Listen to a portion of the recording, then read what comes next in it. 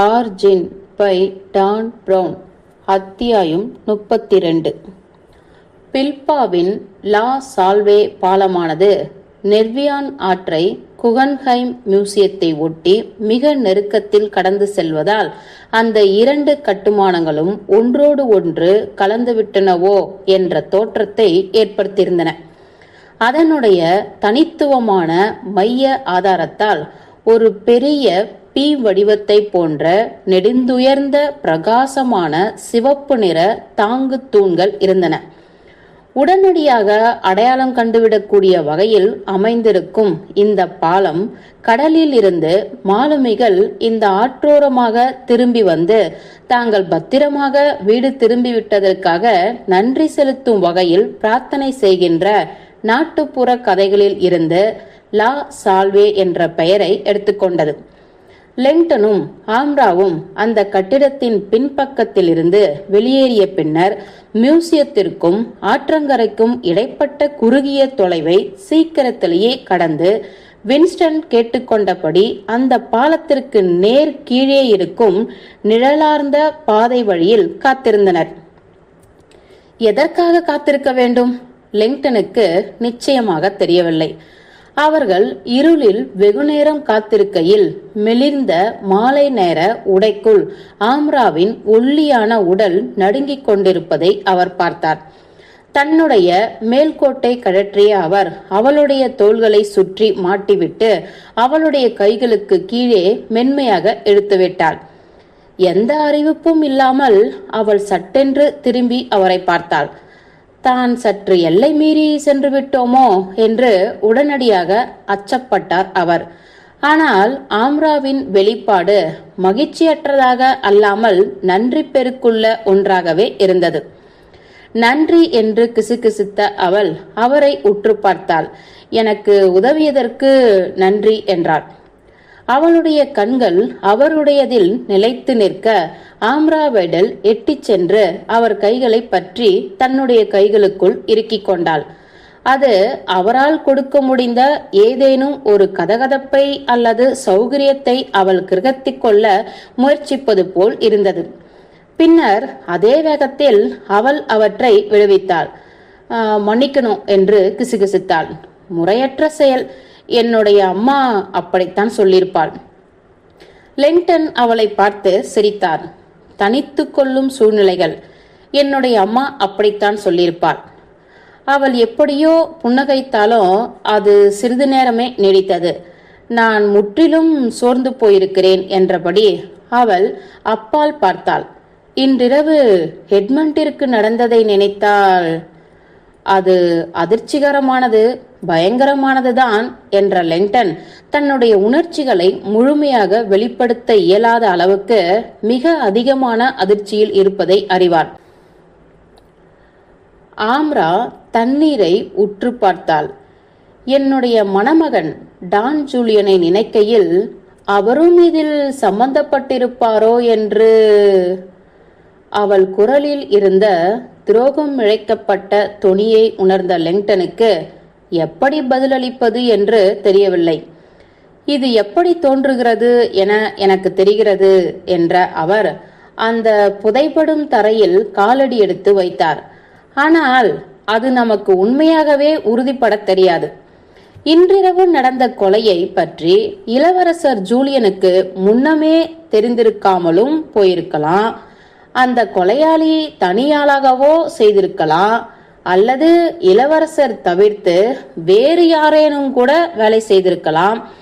ஸ்பெயினின் எதிர்கால அரசர் ஒரு குடிமகனை பொதுவிடத்தில் வைத்து கொலை செய்ய, குறிப்பாக நேரடியாக அவரை நோக்கி கை காட்டிவிடக்கூடிய வகையில் திட்டம் தீட்டியிருப்பார் என்பது அவ்வளவாக பொருந்தி போகவே இல்லை. விருந்தினர் பட்டியலில் எவிலா தாமதமாக சேர்க்கப்பட்டார் என்பதை வின்ஸ்டன் கண்டுபிடித்ததால் தானே அது கை காட்டக்கூடியதாக இருக்கிறது. எய்தது யார் என்பதை யாராலும் கண்டுபிடிக்கவே முடியாது என ஜூலியன் நினைத்திருக்கலாம் அல்லவா? அவள் சொல்வதிலும் அர்த்தம் இருப்பதை லெங்டன் ஒப்புக்கொள்ளத்தான் வேண்டியிருந்தது. ஹெட்மண்டின் அறிவிப்பை பற்றி நான் ஜூலியனுடன் ஆலோசித்திருக்கவே கூடாது என்ற ஆம்ரா அவரை நோக்கி திரும்பினாள். அவர் என்னை பங்கேற்க கூடாது என வற்புறுத்தினார். அதனால்தான் என்னுடைய ஈடுபாடு இதில் மிக குறைவானது என்றும் அது வெறும் காணொளி திரையிடல்தான் என்பதையும் அவருக்கு உத்தரவாதப்படுத்த முயற்சித்தேன். ஹெட்மன் தன்னுடைய கண்டுபிடிப்பை ஒரு ஸ்மார்ட் போனில் இருந்தே வெளியிடப் போவதாகவும் ஜூலியனிடம் சொல்லிவிட்டேன் என நினைக்கிறேன். அவள் சற்று இடைவேளை விட்டாள்.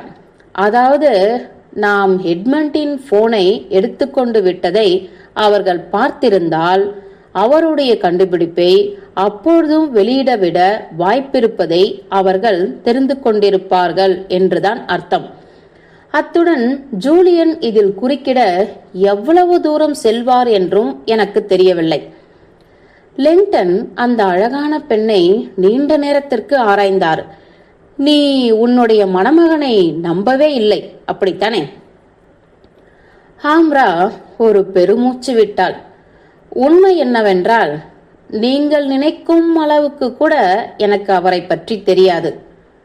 பிறகு ஏன் அவரை திருமணம் செய்து கொள்ள சம்மதித்தாய்? இது ரொம்பவும் எளிது. எனக்கு வேற வழியே இல்லாத நிலைக்கு ஜூலியன் என்னை தள்ளிவிட்டார். லெங்டன் பதிலளிக்கும் முன்பாக அவர்களுடைய காலடியில் இருந்த சிமெண்ட் தரையை ஒரு தாழ்வான அதிரொலி உலுக்கி தொடங்க அந்த பாலத்திற்கு கீழே சுரங்கம் போன்ற பகுதியின் வழியாக ரீங்காரம் விட்டது. அந்த சத்தம் அதிகரித்து கொண்டே சென்றது. அது ஆற்றிற்கு மேலிருந்து அவர்களுக்கு வலதுபுறம் நோக்கி வருவது போல் தெரிந்தது. ஒரு கருத்த வடிவம் தங்களை நோக்கி வருவதை லெங்டன் திரும்பி பார்த்தார். விளக்குகள் எதுவும் எரியாமல் ஒரு விசை படகு நெருங்கிக் கொண்டிருந்தது. அந்த உயரமான சிமெண்ட் கரையை நெருங்கிய அது தன்னுடைய வேகத்தை குறைத்து அவர்களுக்கு பக்கத்தில் மெதுவாக நகர்ந்து வரத் தொடங்கியது. அந்த படகை உற்று பார்த்த லெங்டன் தலையை குலுக்கிக் கொண்டார். அத்தருணம் வரை ஹெட்மண்டின் கணினிமய வழிகாட்டியிடத்தில் எந்த அளவுக்கு நம்பிக்கை வைக்கலாம் என்பதில் அவருக்கு உறுதியற்றவராகத்தான் நம்பிக்கை இருந்தது. ஆனால் இப்பொழுது ஒரு மஞ்சள் நிற நீர்வழி டாக்ஸி கரையை நெருங்கியதை பார்த்ததும் தங்களுக்கு கிடைத்திருக்கக்கூடிய சிறந்த கூட்டாளி வின்ஸ்டன் தான் என்பதை அவர் உணர்ந்து கொண்டார். ஒரு பரட்டை தலை கேப்டன் படகில் இருந்தபடியே அவர்களுக்கு கையசைத்தான். உங்களுடைய பிரிட்டிஷ் ஆள்தான் என்னை அழைத்திருந்தார் என்றான் அவன். விஐபி வாடிக்கையாளர் மும்மடங்கு தருவார் என அவர் சொன்னார். எப்படி சொல்வீர்கள்? வேகமே விவேகம் என்றா? பார்த்தீர்களா, செய்துவிட்டேன். விளக்குகளே கிடையாது. ஆமாம், நன்றி என்றார் லெங்டன். பிரமாதம் வின்ஸ்டன், வேகமும் விவேகமும். கேப்டன் நகர்ந்து வந்து படகில் ஏற ஆம்ராவுக்கு உதவினான். சிறிதாக இருந்த உட்புறத்திற்குள் கதகதப்பாக்கிக் கொள்ள அவள் சென்றபோது அவன் லெங்டனை பார்த்து கண்களை விரித்து சிரித்தான். இவர்தானா என்னுடைய விஐபி, சென்யோரிட்டா ஆம்ரா வைடலா? வேகம் விவேகம் என்று லெங்டன் அவனுக்கு நினைவுறுத்தினார். ஆமாம் ஆமாம், சரி. சுக்கானை நோக்கி விரைந்த அவன் என்ஜின்களை இயக்கினான். சில கணங்கள் கழித்து அந்த விசைப்படகு நெர்வியான் ஆற்றோரமாக இருளினூடே மேற்கு திசை நோக்கி விரைந்தது. படகில் இருந்தபடி துறைமுகம் இருந்த பக்கத்தில் குகைன்ஹைமின் பிரம்மாண்ட பிளாக் விடோவை லெங்டனால் பார்க்க முடிந்தது. அது அச்சமயத்தில் காவல்துறை வண்டிகளின் சுழல் விளக்குகளால் மிக பிரகாசமாக ஒளியூட்டப்பட்டிருந்தது. அதன் தலைக்கு மேலே ஒரு செய்தி சேகரிப்பு ஹெலிகாப்டர் அந்த மியூசியத்தை நோக்கி வானத்தின் குறுக்கே விரைந்து சென்றது. பலரில் முதலாவதாக இருக்குமோ என்று லெங்டன் சந்தேகப்பட்டார். தன்னுடைய கால்சராய் பைகளில் இருந்து ஹெட்மண்டின் மறைக்குறியீட்டு அட்டையை வெளியே எடுத்தார் லெங்டன். Bio EC 346. அதை ஒரு டாக்ஸி ஓட்டுநரிடம் கொடுக்குமாறு ஹெட்மன் அவரிடம் சொல்லியிருந்தான். என்றாலும் அந்த வாகனம் ஒரு நீர்வழி டாக்ஸியாக இருக்கும் என்று அவனே நினைத்திருக்க மாட்டான். நம்முடைய பிரிட்டிஷ் நண்பர் உருமும் என்ஜின் ஒளியையும் தாண்டி லெங்டன் ஓட்டுநரை பார்த்து கத்தினார். நாம் எங்கே செல்கிறோம் என்று அவர் சொல்லியிருப்பார் என்று நினைக்கிறேன். ஆமாம் ஆமாம், படகின் மூலம் நெருங்கித்தான் அங்கே உங்களை கொண்டு சேர்க்க முடியும் என்று அவரிடம் கூறிவிட்டேன். ஆனால் அதில் ஒன்றும் பிரச்சனை இல்லை என்று அவர் சொல்லிவிட்டார். உங்களால் 300 மீட்டர்கள் நடக்க முடியாதா என்ன? அது பரவாயில்லை. இங்கிருந்து அது எவ்வளவு தூரம்? வலதுபுறத்தில் அந்த ஆற்றின் ஓரமாக நீண்டு செல்லும் நெடுஞ்சாலையை அவன் சுட்டிக்காட்டினான். சாலை அறிவிப்புகள் 7 கிலோமீட்டர் என்கின்றன. ஆனால் படகில் அது சற்று கூடுதலாக இருக்கும். ஒளிவீசப்பட்ட நெடுஞ்சாலை அறிவிப்பை பார்த்தார் லெங்டன். ஹேரோ பியூர்டோ பியாப்போ Q7 km. தன்னுடைய மனதிற்குள் கேட்ட ஹெட்மண்டின் குரலை நினைத்து பரிதாபமாக புன்னகைத்து கொண்டார் அவர். இது மிக மிக எளிமையான குறியீடு ராபர்ட். ஹெட்மண்ட் சொன்னது சரிதான். முன்னதாக இன்றிரவு அதை கண்டுபிடித்து விட்ட போது அதற்கு நீண்ட நேரம் ஆகிவிட்டதை கண்டு வெட்கப்பட்டு போனார். பயோ உண்மையிலேயே ஒரு குறியீடுதான். இதை உலகில் உள்ள BOS TAX JFK போன்ற குறியீடுகளை காட்டிலும் விடைக்கான சிக்கலான ஒன்றாக இல்லாத போதிலும் கூட பயோ என்பது உள்ளூர் விமானத்தள குறியீடு. ஹெட்மண்டின் குறியீட்டில் உள்ள மற்றவை சுலபத்தில் தெரிந்துவிட்டன. EC 346. ஹெட்மண்டின் தனியார் ஜெட் விமானத்தை லெங்டன் பார்த்ததில்லை. ஆனால் அப்படி ஒரு விமானம் இருப்பது அவருக்கு தெரியும் என்பதுடன் ஸ்பானிய ஜெட் வால்புறத்தில் உள்ள எஸ்பானா என்ற பெயருக்கான என்பதிலும் அவருக்கு பெரிய சந்தேகமே இல்லை. EC 346 என்பது ஒரு தனியார் ஜெட் விமானம்.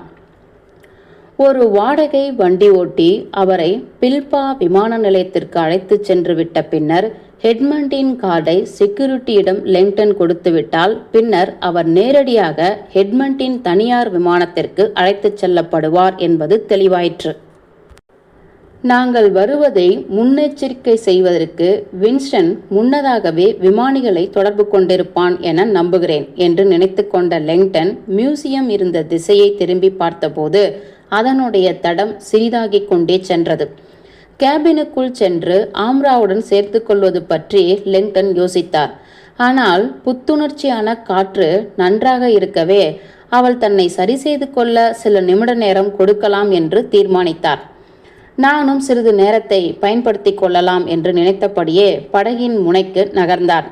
படகின் முன்பக்கத்தில் காற்று அவருடைய தலைமுடியை விசிறியடிக்க தன்னுடைய கழுத்துப்பட்டையை கழற்றிய லெங்டன் அதை பையுக்குள் வைத்து கொண்டார். பிறகு மேல் பகுதி பொத்தானை அவிழ்த்துவிட்டு தன்னால் முடிந்தவரை நன்றாக மூச்சுவிட்ட அவர் இரவு காற்று தன் நுரையீரல்களை நிரப்ப அனுமதித்தார். ஹெட்மண்ட், அவர் நினைத்தார், நீ என்னதான் செய்து வைத்திருக்கிறாய்? அத்தியாயம் 32 முடிந்தது. ஆர்ஜின்